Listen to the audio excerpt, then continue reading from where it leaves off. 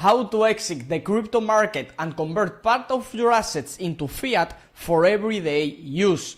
It's ironic, but the more capital you have, the easier it actually becomes. Banks are more receptive and solutions multiply as long as you act with clarity, planning and respect for the law.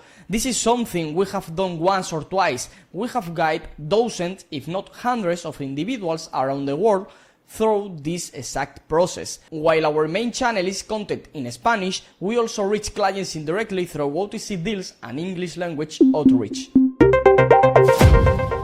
Let's begin with the first and most crucial pillar, your tax residency. You need to change your tax residency if you want to absolute peace of mind. It's true, some people do pull off crypto banking without paying a cent in taxes while still technically resident in aggressive fiscal jurisdiction, but they are working on thin ice, often using offshore structures in the US, BVI or the Cayman Islands hidden behind nominees or proxies. That's not the model we recommend. This isn't tax advice, we are just reporting reality. But the best strategy is to change your tax residency at least in the year when you plan to cash out. That's the only way to avoid problems. Where should you go? There are many good options. For example, countries with territorial taxation where foreign capital gains are not taxed, like Paraguay, like Panama, like Vanuatu, for example.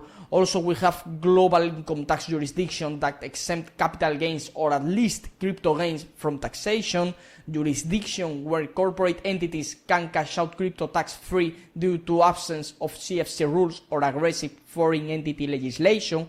The important thing is to ensure that your chosen residency country cannot challenge you, neither via local tax laws nor through a double taxation treaty. That's why we don't stop at helping you ban crypto. We build a full strategy to legally disconnect you from your country of origin.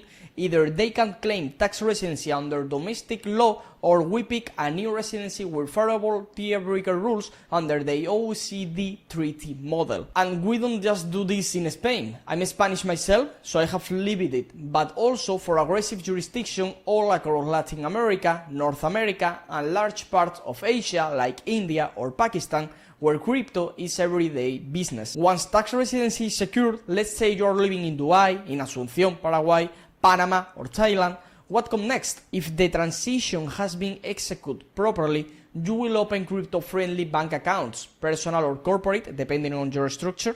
At the same time, you establish residency, so you are ready to cash out without triggering taxes. Crypto banking always involves one of two models: banks that provide a full package service on ramp, off-ramp and storage all in one, bank plus OTC partner, or maybe a combination of two institutions, one for banking, the other for crypto conversion.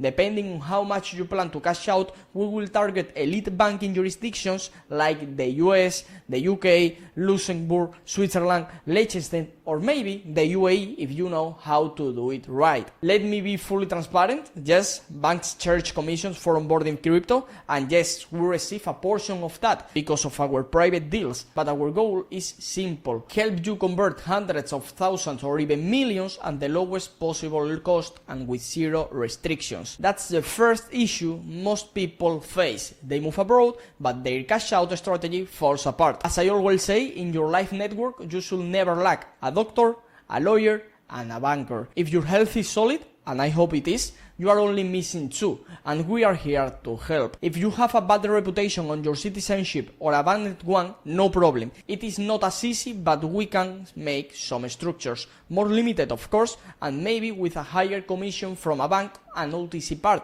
but it's still possible. We have done cash outs using companies in Panama, the Cayman Islands, BVI, Jersey, Seychelles, and US LLC for non-residents or citizens, and corporate banking in select countries where you can legally move millions per day. Commissions are always part of the game, especially with institutional OTC providers, and beware if someone gives you cash for crypto, but that cash has shady origins, you are the one who bears the risk. That's why you need to choose your provider well, prioritize low fees, high reliability, big limits, and speed.